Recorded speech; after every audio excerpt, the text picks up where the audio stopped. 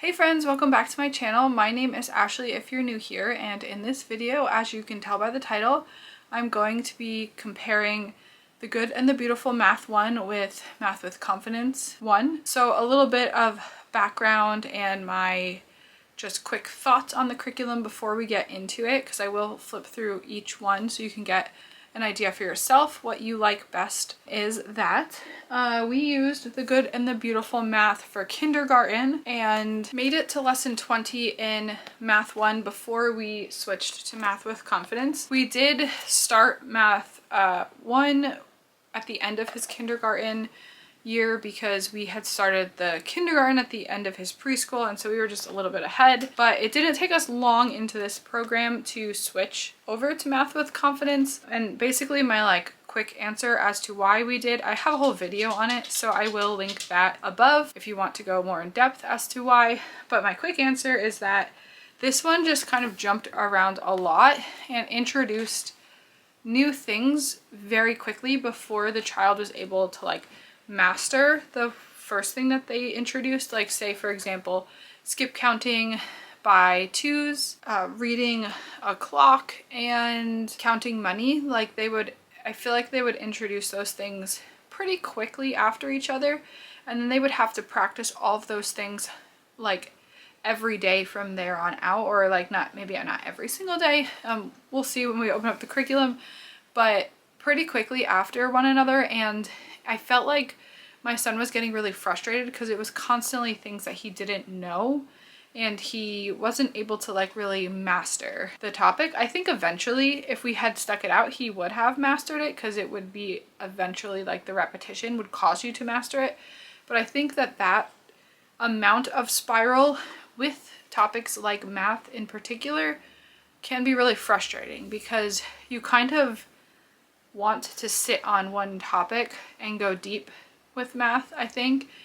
Not that you can't have spiral, but when there isn't enough time to review just one topic, it can just be frustrating to constantly be thrown at you something that is challenging for you. And so, he has his frustrations with, say, other curriculums if he's being challenged, but it doesn't feel too overwhelming because it's just one topic at hand and we can just focus on that one topic. So I guess I'll give you a little bit of pros and cons of each. We haven't used this one for a while, so I mean we did use The Good and the Beautiful Kindergarten all the way through, and I liked it. So I don't think that this is a bad curriculum at all. If you are using The Good and the Beautiful and it's working for you and you want to just continue on for whatever reason because you guys are enjoying it, then I'm not here to say that we switched to Math with Confidence because this curriculum is not sufficient or doesn't do a good enough job or anything like that. So let me just put that out there. But I think the pros of this curriculum in particular is that it is obviously beautiful. It's very engaging. We love The Good and the Beautiful for language arts. So there's a ton, you'll see I'm going to do a flip through and everything, but just to get an idea, there's a lot of little games and different things. So different things that keep the child engaged. So it is really engaging. I will say that it's really helpful and great. The major pro of this compared to Math with Confidence, I would say, is the open and go part of this curriculum. You literally just open it, you read to the child, you have your math box, as you'll see in a little bit, and it's simple, it's easy, it's super easy to teach. And so if it was working for us, we would be still using it, because that would be the major pro. The con, I obviously already said, jumps around a lot, was a little bit overwhelming for my son. So then on to Math with Confidence. We are 4 weeks away from finishing this curriculum, and my pro of this is that it is very thorough. It gives the child a week to master topics, which I really find very helpful with math in particular.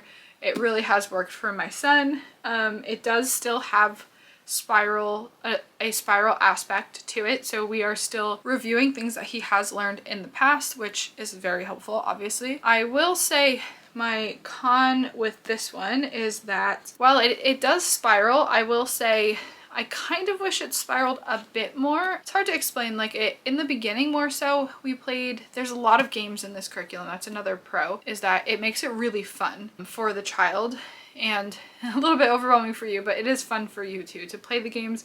I feel like my son, we get to really bond over the games, which is really fun for him and for me. But in the beginning, they had you go back to different games that you played with different topics more often than towards the end, where I kind of wish they would go back and have you practicing much more simple concepts like basic addition when you're doing a bit more difficult addition, just so that they don't forget it, I guess. But that's like a really minor thing. It's not like I could do that with him on my own, and so it's not really a big deal at all. The major con of this curriculum, which if you've looked into it at all, I'm sure you've heard, is that it can be a bit more overwhelming to teach. It's certainly more overwhelming than The Good and the Beautiful. I would say it also takes a little bit of like a learning curve, sort of. Like you do get used to it, which I've heard a lot of people talk about. But as you'll see in a little bit, you kind of like, it's black and white inside. It is scripted, but there's constantly things that you have to pull out. And especially with the games,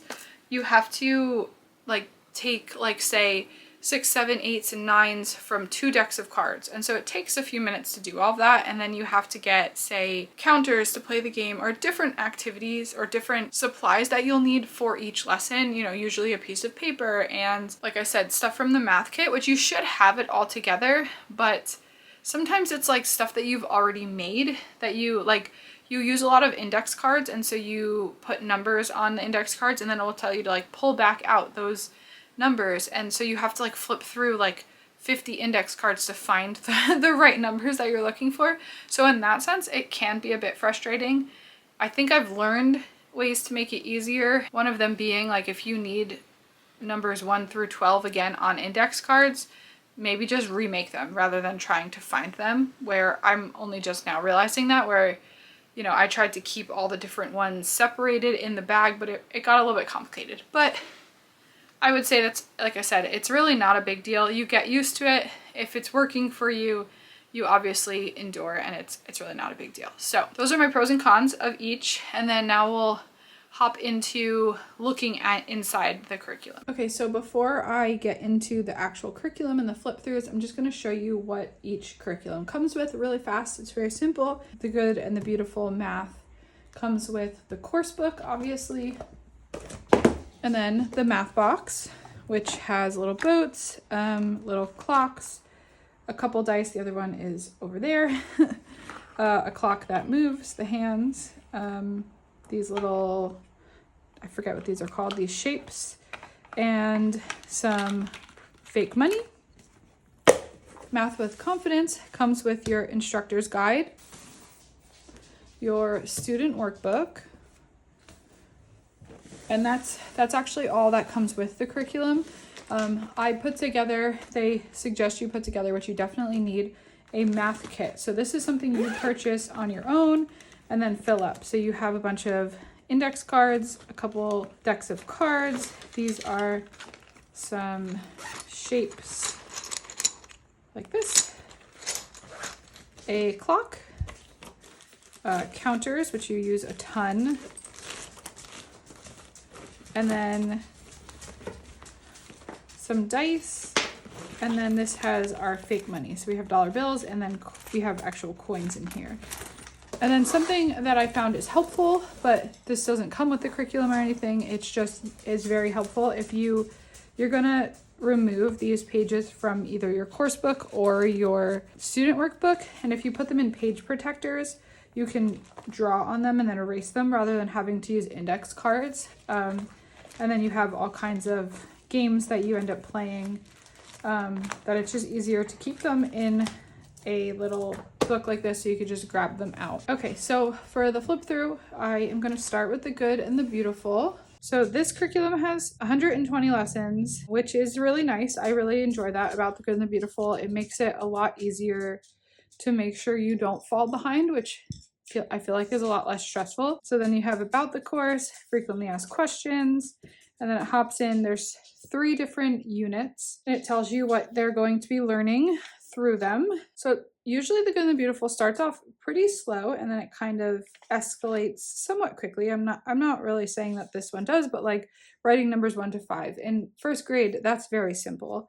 Doing very simple addition, remembering where the numbers go on a clock, and then it introduces the calendar. You do a lot of recreating the images. You learn how to tell time to the half hour in first grade. So they introduce that right off the bat here. Place value. This is a good example of the difference between Math with Confidence and The Good and the Beautiful. They just introduced this, I believe, for the first time here in lesson 4, telling time to the half hour. So in Math with Confidence, we didn't get to telling time until the half hour until week 23 of Math with Confidence, and it started off with a little bit of a review of telling time to the hour, and then it did telling time to half hour, and then it reviewed it a lot in the next few weeks while you were learning about paper bills. So you did do money and time pretty close together. So like this whole week was about calendars and clocks. So read the date on a calendar, hours, minutes, and seconds, telling time to the hour, telling time to the half hour. So for example, there's that versus The Good and the Beautiful introduced telling time to the half hour this day, and then jumped into place value the next day, which there's a tiny bit of review for telling time, but then there's the practicing place value, and then now we are adding 2 and writing numbers 17 to 20, tally marks, and then counting by 5s, place value in the 20s now, even an odd number. So it's like it's very, very jumps around a ton, which if that works for your child, then that works for your child. That's awesome. I feel like you kind of have to, this is interesting that it's calendars part 1 here, considering they were already doing calendar work. But I feel like if your child is naturally gifted in math, or just it comes easily to them, like they can pick things up easily or not get overwhelmed with different topics quickly, then that's great. See, then it moves on to greater than, less than, and equal to. I mean, you are still practicing the other things that you learned every day, but as you can see, it's not like with Math with Confidence, you'll see you spend time on the same thing and only the same thing. Like there's a little bit of review of stuff that you've already mastered, or you should have come close, not mastered, but like you've had a lot of time to practice, and then you're just reviewing it, where this one is definitely different. It definitely is a lot more than we're doing pennies, nickels, and dimes, and subtraction, ordinal position, counting backwards, making 5, adding 2-digit numbers, which is interesting because we actually didn't get to this at all in first grade in Math with Confidence. We have only done, well, I guess I will show you when we get there. We're back to subtraction. Like, I think I would prefer if they had done subtraction part 1, 2, and 3 all together and kind of grouped them a bit more together and still done the review. I feel like that would work a lot better. Subsidizing. Subtraction part 4. Writing numbers to 40. Place value practice.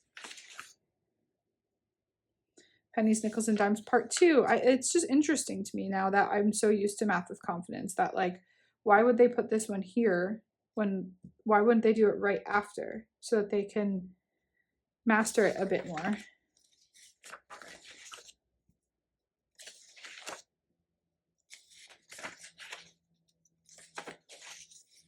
Addition stories, pairs, counting on, calendars part 2, and then a unit assessment. So there's 3 units, like I said.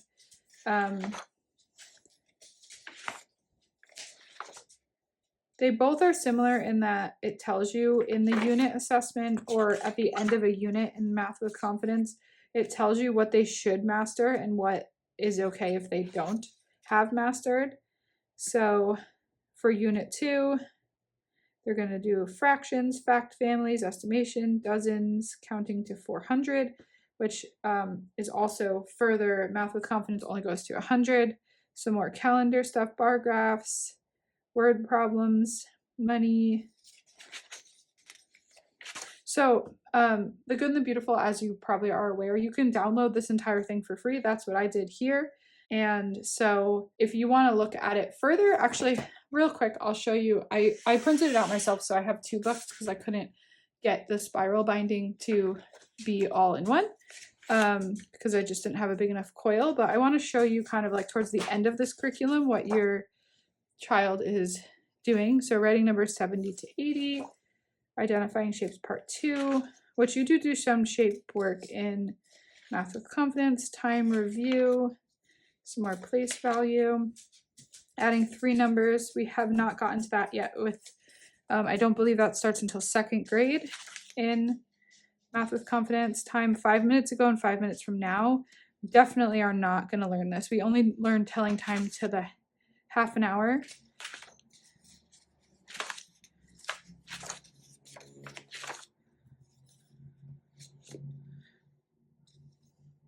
Dividing items into 2 equal groups, volume, calendar practice, addition practice, even and odd practice, measuring, subtraction, takeaway from 10 practice, and then the course assessment. So that's about as far as they get with the good and the beautiful. And then I will flip through the teacher's guide for Math with Confidence, and then I will go through the student workbook as well. So for this curriculum, there is 32 weeks, so it's not a full 36-week program like some other curriculum, because I believe that's what like a public school would have. I really enjoy the shorter curriculums where the Good and the Beautiful only has 30. This one has 32, and I believe the last one is just review. So it's kind of, they're very similar, obviously. And then the biggest difference, like I said, this is a bit more mastery, where the first unit is numbers to 10, addition to 10, shapes, subtraction to 10, numbers to 20, numbers to 100 with place value, length, addition facts to 20, time and money, subtraction facts in the teens, and then mental math with 2-digit numbers. So this is much more, you focus on one topic at hand and then move on. So lots of introductory information. This one I'm not going to necessarily flip through too much because it's black and white. It would be really hard for you to really get an idea of what's going on, but I will go through a little bit of like each lesson throughout the book. So you can see how each lesson is kind of set up. You have a warm-up, which obviously not in the beginning. It's not reviewing, but as you get through it, it's a review essentially of what things that they have learned. And then you get into the lessons where you do different activities. There's usually anywhere between, I'd say 2 to 3 activities that you could do. Some of them are just like reordering index cards into the correct order, stuff like that. And then there's always a workbook page, a front and a back, which I will show you. So that is the first lesson.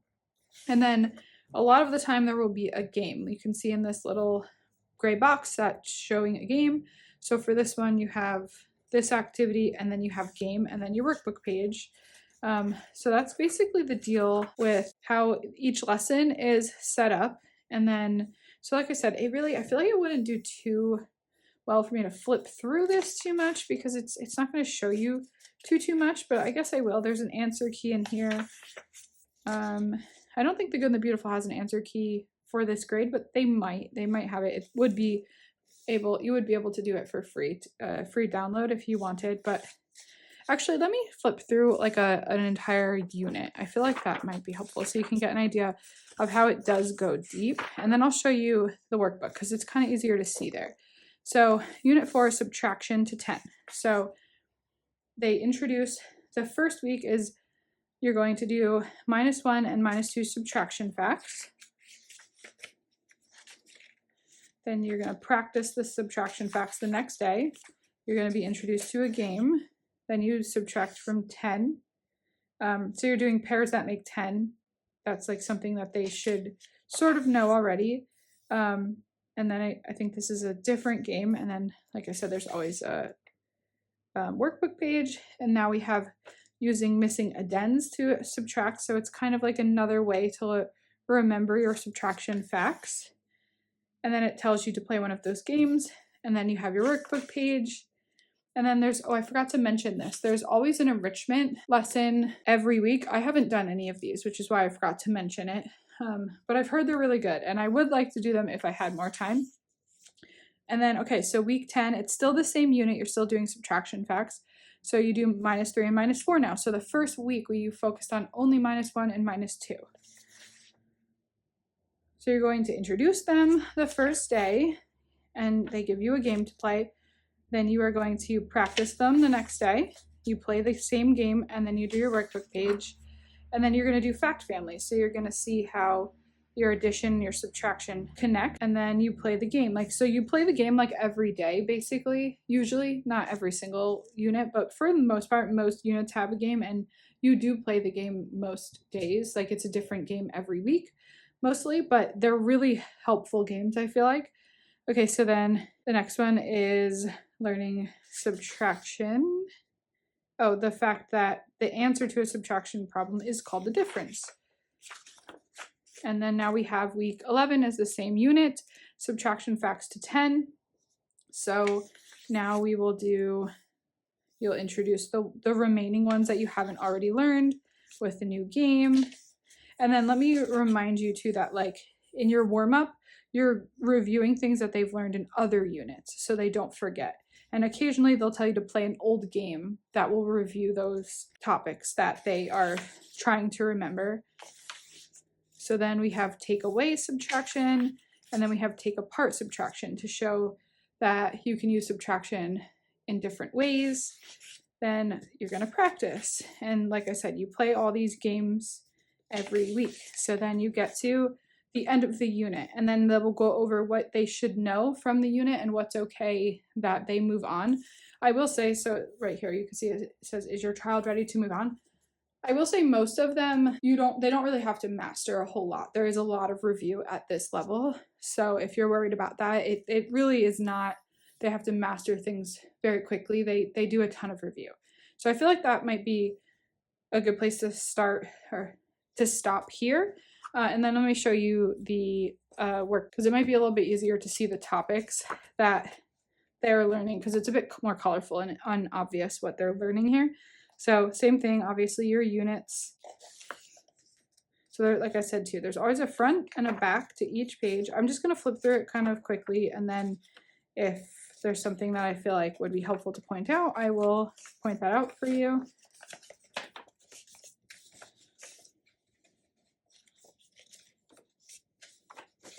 I will say I have really enjoyed this curriculum.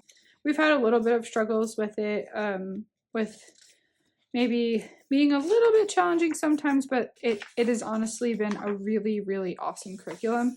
And I would really highly recommend it, especially if you're feeling like the good and the beautiful is not working for you or it stopped working for you. So I forgot to mention the first page of the workbook is that they are practicing what they learned that day, and then the back is review. So topics that they've learned in a different unit or just the day before or that sort of thing. So I'm going to flip you to the back so you can see how far this advances as well. So this is about where we're at right now. He learned how to add with money, add coins, tell time, obviously, and then they're constantly practicing addition and subtraction facts that they've learned, as you can see here. So this is where we're at now. We're subtracting in the teens, which is challenging, but like he's doing really well with it. He's doing a lot, not, I don't want to say a lot better than I thought, because he hadn't fully mastered his subtraction facts to 10 yet. And so I was a little bit worried to go on because the curriculum did say you were supposed to do that, but he has done really well. And so, I mean, he hasn't fully mastered these things, obviously, because he's just kind of learning them. But I'm going to just keep practicing all the games over the summer. That's the best thing about this too, is that they give you all of these games that you can just keep playing over and over, and then it will keep all of these facts sharp in your child's head over the summer. And there is review in the beginning of 2nd grade though, so that's really awesome. So this last lesson, or this last unit here on the bottom, you can see is red. These are just review of all the things that they learned that year. So I hope this was helpful.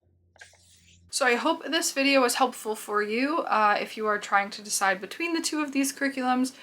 Please don't hesitate to leave a question below, and I will definitely get back to you, because I love talking about curriculum and I would love to help you if you had something specific that you needed to know. Don't forget to subscribe if you're new, and I will see you in the next one.